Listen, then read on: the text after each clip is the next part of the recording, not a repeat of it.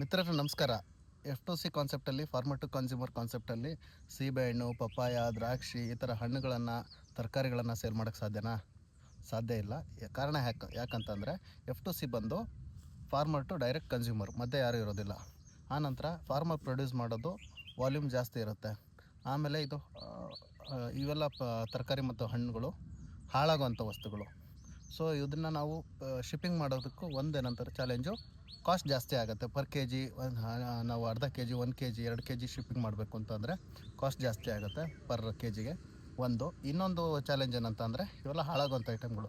ಶಿಪ್ಪಿಂಗಲ್ಲಿ time ಜಾಸ್ತಿ ತೊಗೊಳುತ್ತೆ. ನೀವು 1 K G 2 K G ಅಂತಂದರೆ ನೀವು ಕೆಲವೊಂದು ಇದನ್ನು ಕೊರಿಯರ್ಗಳನ್ನ ಡಿಪೆಂಡ್ ಆಗಬೇಕಾಗತ್ತೆ. ಸೊ ಆ ಕಾರಣಕ್ಕೋಸ್ಕರ ಶಿಪ್ಪಿಂಗಲ್ಲಿ ವಸ್ತು ಹಾಳಾಗುತ್ತೆ.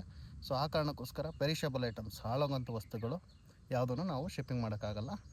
ಓನ್ಲಿ ಈ ಕಾಳುಮೆಣಸು, ಅಡಿಕೆ, ನಂತರ ಕೆಲವರು ಅಕ್ಕಿ ಶಿಪ್ಪಿಂಗ್ ಮಾಡ್ತೀವಿ ಅಂತ ಹೇಳ್ತಾರೆ. ಕೆಲವರು ಅರಿಶಿನ ಇದೆ ಪುಡಿ ಮಾಡಿಕೊಡ್ತೀನಿ ಅಂತ ಹೇಳ್ತಾರೆ.